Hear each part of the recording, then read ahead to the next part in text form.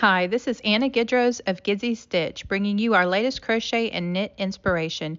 Be sure to like, share, follow, and subscribe so you can be notified of future tutorials, reviews, and all things yarn craft. All right, here are the tools that you will need to complete this project. You'll want a Tunisian hook. I use the Lantern Moon size I 5.5 millimeter. These are incredible hooks. And if you get the set on Amazon, which I'll have linked below, you get all kind of cord sizes. You get several sizes of hooks from 4 millimeter up to 8 millimeter, and the quality is incredible. They slide through. You get the tools to tighten your cords, everything you need, all in one nice, neat, pretty little package. I will have those linked below. And I'm not going to use a cord for today's tutorial, but if you do use a cord, they have some nice little wood stoppers that go in the end that'll keep your stitches from falling off. Now, the rules for Tunisian cords are that you need at least 1/3 of the width of your blanket. So if you're making a blanket that's 60 inches long, you'd want a cord that's at least 20 inches long to hold your stitches. You can go longer, but definitely have at least 1/3 of the width of your blanket. So I'm not going to use that today because we're just going to do a sample blanket. You'll also need some small scissors and possibly some stitch markers to start your initial chain. So I'm going to start with the yarn that I used in the project. Okay, so we're going to start by chaining 18 stitches. That's going to give us about 12 centimeters for our sample blanket here.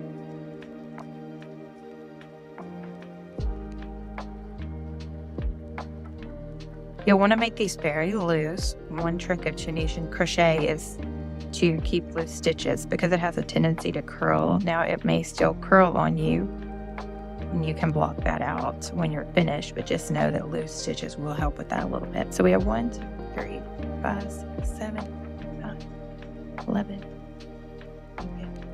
16, 2 more, 17, 18, about 12 centimeters there. That's perfect. So now what we're going to do, just for the first row only, is we're going to go through the back loop of our stitch. And we're going to pull up a loop. And this is your forward pass for your Tunisian crochet. Now, we don't go through these loops. We're going to keep doing this until we have this entire row of loops on our hook. And this is why you want the cord. If you're doing a longer blanket, you're going to need room for those loops to fall. So we're going to keep going through these back loops and just keep pulling up a loop. Kind of tricky on this first row to get everything through, but it does smooth out as you continue along. Remember, you want these stitches nice and loose. If you're a tight crocheter, this may feel really odd to you, but it is okay. Your next row will take away some of that looseness. Into the end, and I'll meet you back at the last stitch. Okay, so now we're going through that last stitch, and you'll want to note that the amount of loops that you have on your hook is the amount of stitches that you have on your project. So if you constantly want to count stitches, then that's how you would note it. However, Tunisian makes it a little more difficult to mess up the count of your stitches because of the technique used. So that was our forward pass, creating these loops. Now we're going to do our return pass, where we're going to yarn over and we're going to go back through these loops. The first time we go through, we're going to make a chain 1, so we only go through the first loop. After that, we're going to go through 2 loops at a time until we have 1 loop left on the hook. So we're going to yarn over, go through 1 loop, and then we're going to yarn over again, and this time we're going to pull through 2 loops and 2 more until we get all the way back to 1 loop. And you notice we just scoot the yarn up as we go. If it gets a little tight, you just scoot more loops toward the hook. Do 2 and 2 all the way back.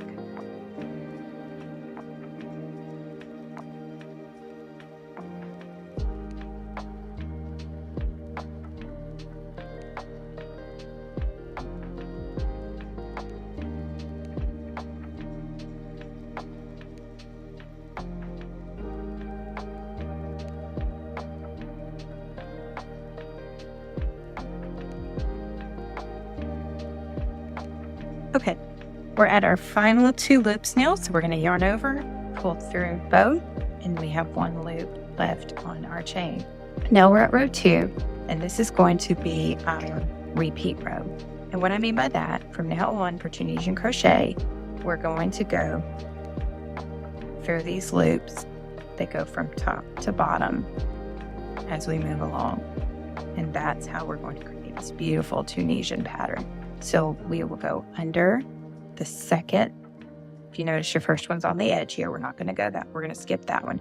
We're going to go under the second loop, yarn over and pull through. And we're going to keep collecting those loops again until we get back to the beginning. So under the loop, over, pull through. We have 3 loops now. Keep following this pattern all the way to the end of our... Okay, when you get to the end of the second row, here's how you are going to do your final stitch. So if you notice here, it's kind of hard to see. There is 2. It's very loose last row. But I'm going to need to go through this X. And normally this will be easier to see at the end of a row. But we're going to go through this part of the X. And we're going to go through this part of the X. And when we get to row 3, we'll make that a lot cleaner. Yarn over, pull through. Okay, so we have all of our loops on the row now. We have our finished edge.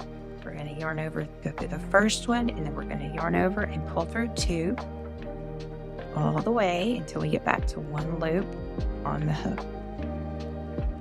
This is the Tunisian simple stitch. It really doesn't get much more simple than this. I've heard many crocheters say Tunisian crochet does work different hand muscles. So you might notice fatigue more so than you would with a normal crochet hook. And I think it's just the movement of pulling through these loops. That's a little bit different. Okay, 1 loop on the hook. Let's do another row together. So we're going to go through that second loop, skip the first one, through the second one. Make our loops all the way across. This is the forward path.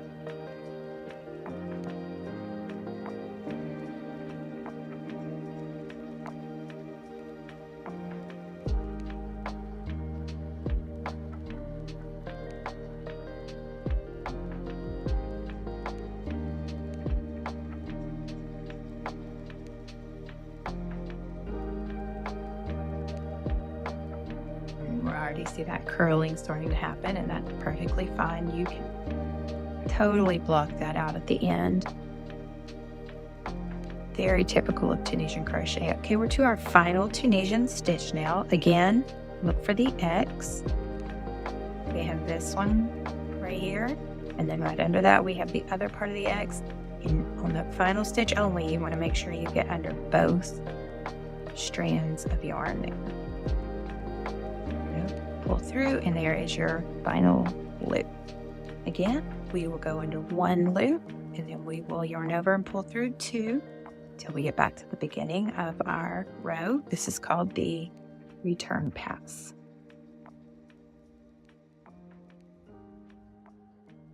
Push your stitches up as you go through. If you get an extra stitch on there, just push it back. There we go. Tunisian crochet, at least the Tunisian simple stitch, I find is very, very, very forgiving.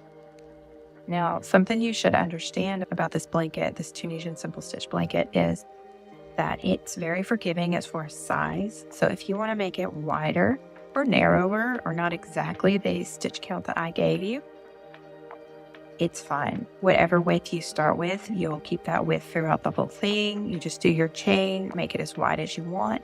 And then whatever length you desire comes from the amount of rows that you put into it. So really, the sky's the limit when it comes to pattern size. There is a chart that gives you a few standard sizes, but you really can make it any size you want.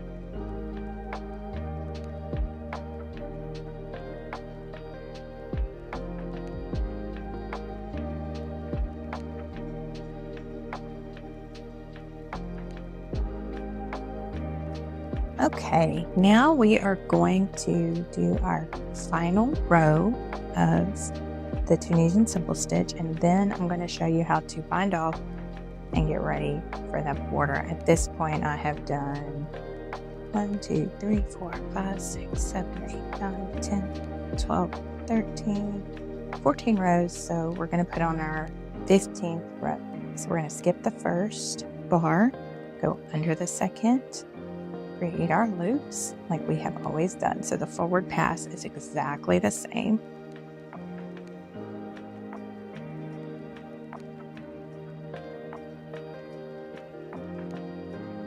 Okay, we're going to go through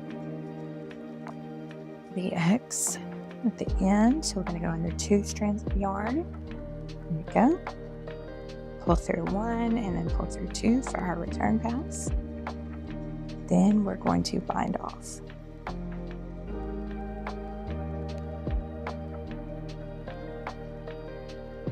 When you have 1 loop left on your hook, you'll notice that this Tunisian crochet creates this beautiful pattern, all these bars, very solid texture. And then if you flip it over, again, we have that beautiful ocean-like texture that just looks like waves. It's beautiful from both sides.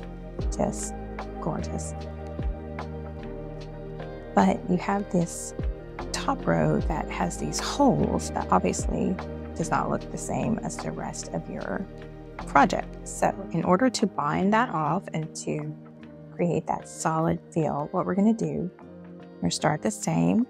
We're going to go through that second bar. We're going to pull through our loop, and then we're going to create a slip stitch. So we're just going to pull it through that first loop, and we'll still have 1 loop left on the hook. We're going to do that all the way down. So we're going to go through the next bar, under the bar, yarn over, pull through the first loop, and you'll see it start to lay everything down very nicely. And go under the next bar, yarn over, pull through the first loop, just a series of slip stitches. And we'll do this all the way to the end.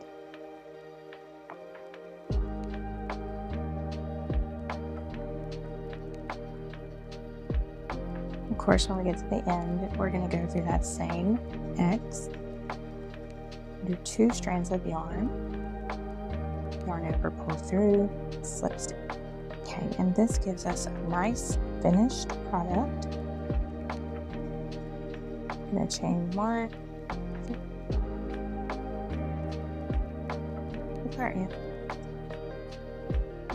just so we have a nice finished edge, and that's the end of our blanket. You can go ahead and weave those ends in. And now we're going to start our border. Okay, now you could use a different color for a border if you want to, but on my original blanket, I use the same color, and for this tutorial, I'm gonna just do the same. So we're going to start with a slip knot on our hook.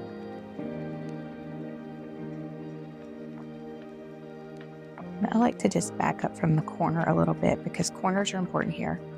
And think about what stitches I'm going to skip. So here's my corner. I'm going to skip, single, skip, single, skip, single, skip, single. This single is where I'm going to start. I like to start in the middle of a row because it helps me get my corners just so.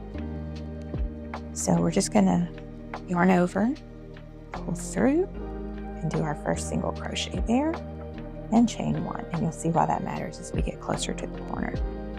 So now we're going to skip 1, and we're going to single crochet, chain 1 into every other stitch. Skip,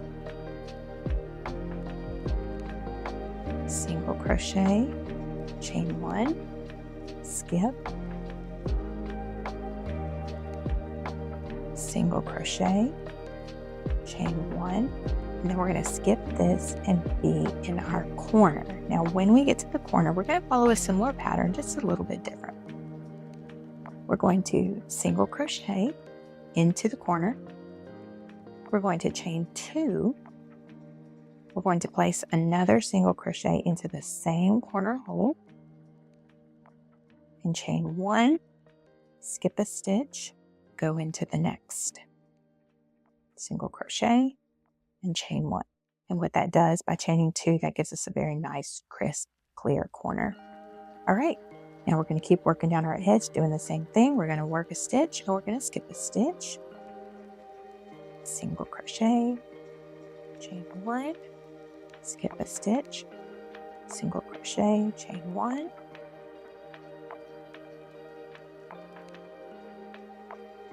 skip a stitch, single crochet and chain 1, skip a stitch, single crochet, chain 1.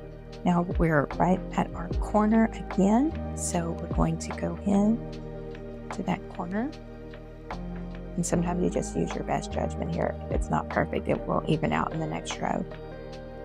We're going to single crochet, chain 2 for our corner, single crochet back into the same stitch, a little tight on this one, and chain 1, and then we're going to do that all the way around, and I will meet you back in the middle here at our first stitch.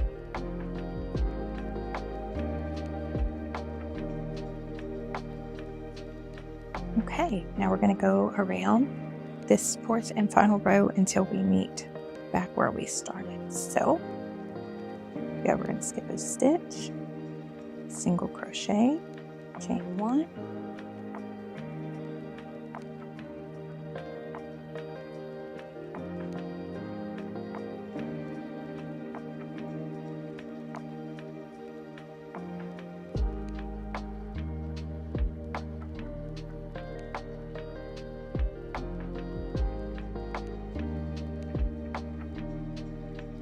and then when we get back to our initial stitch, we're just going to slip stitch to that first stitch, thus completing round 1 of our border. Now from here, you're going to repeat that exact same pattern again with the single crochet or the moss stitch all the way around. And for round 2, you can repeat this for as many times as you want the width of the border. So for my pattern, it's rounds 2, 3, and 4. Then we switch it up for round 5. But if you want a wider border, you would do more for the repeat row. And if you want a narrower border, you would do less for the repeat row. So with that said, we're going to turn our work now. And we're going to single crochet into this first stitch. Okay. All right, so for round 2, what we're going to do is chain 1, and then we're going to go into the first chain 1 space. So in row 1, we were going under stitches, but in row 2, we're going to go between in this chain 1 space. So we're going to do our same single crochet, chain 1, skip the stitch, and then go into the chain 1 space again. Skip our stitch, go into the chain 1 space again. Chain 1, find the next chain 1 space,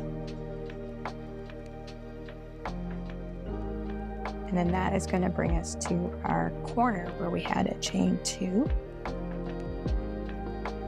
And we're going to follow the same pattern as before.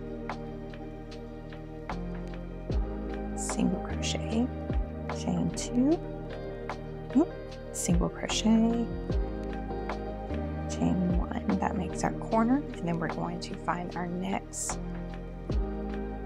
skip our stitch, go into our next chain 1 space. Okay, so we're at our 4th corner now. We're going to follow that same procedure. Single crochet, chain 2, single crochet into that same chain 1, and then we're going to finish out the first edge of round 2.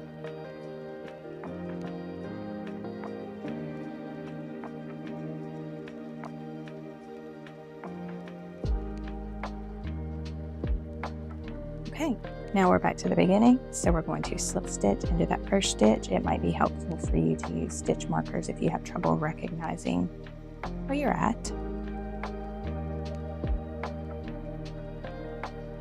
Okay, so that is row 2 of our border, and remember I said that could repeat in our simple Tunisian ocean pattern. That row 2 repeats for round 3 and round 4 of our border. But what we're going to do now is we're going to skip ahead to row 5 of the border, which is very similar, except it's going to create a peephole pattern in our blanket. And we're going to do this by using double crochets instead of single crochets. Similar mock stitch, slightly different technique. And we're going to start by turning our work. And we're going to start with a modified double crochet, which is very simple. We're going to go into that first chain 1 space, pull up a loop, creating a single crochet. Then we're going to go back through the left loop of that stitch, pull through, and go through this. So basically we just stacked 2 single crochets, making like a faux double instead of chaining 2. It makes it a little bit sturdier there. And we're going to go around now doing the same pattern that we did before for round 2, except this time we're going to do it with double crochets instead of single crochets. So double crochet, chain 1, skip double crochet, chain 1 into each chain 1 space. Okay, so we're going to go around this time doing a double crochet into each chain 1 space, chain 1, double crochet,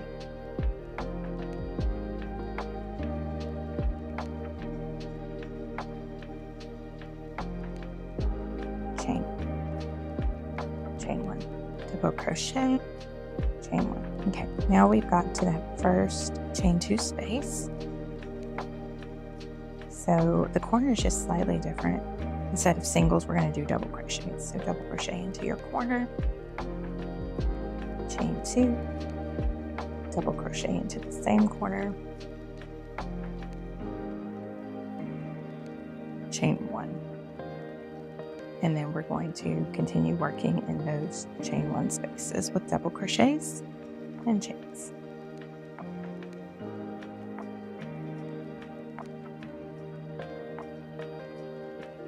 Okay, we're at our final corner now. Double crochet, chain 2,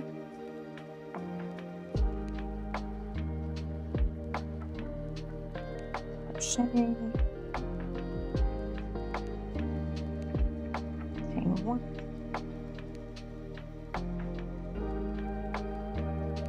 and then we're just going to finish up this row until we slip stitch into our first double crochet.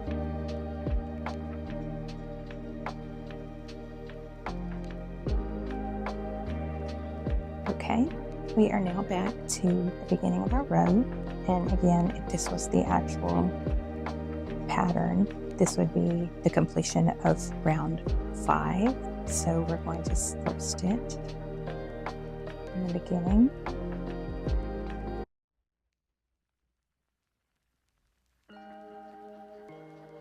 and then we're going to finish it off with what would be row 6, where we're going to do the repeat of row 2 one final time, and that's going to make those beautiful peepholes really nice and uniform. So we're going to go in our chain 1 space, single crochet, chain 1, chain 1 space, single crochet, chain 1, just like we did with row 2.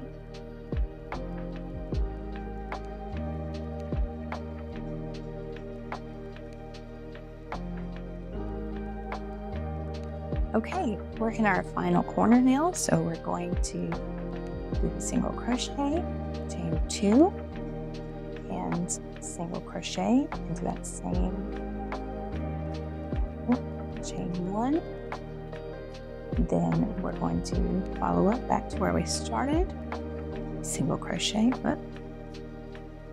single crochet, chain 1, single crochet, chain single crochet, single crochet,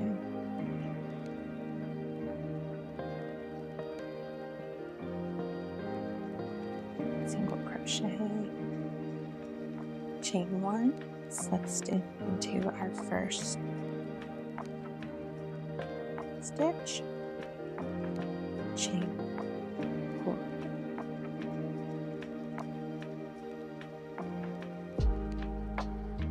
And then you can see, after you weave in your ends, you'll have that beautiful moth stitch pattern all the way around. You'll have your peepholes at the top, and that last stitch will simply smooth out your edges.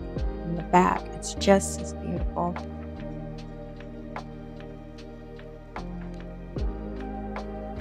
You have your 2, 3, 4 rows of your beautiful moth stitch. Your doubles make the beautiful peepholes, and then your final finishing row. So the end result blanket is gorgeous. Hope you enjoyed this tutorial. I hope you have fun making the blanket. If you have any questions about the pattern, reach out to Anna@GidsyStitch.com. Message us on any of our socials. We can't wait to hear from you. Let us know how this blanket turned out for you. If you put it on Instagram, be sure and tag us at GidsyStitch and hashtag Tunisian Ocean. Y'all have fun. Bye for now.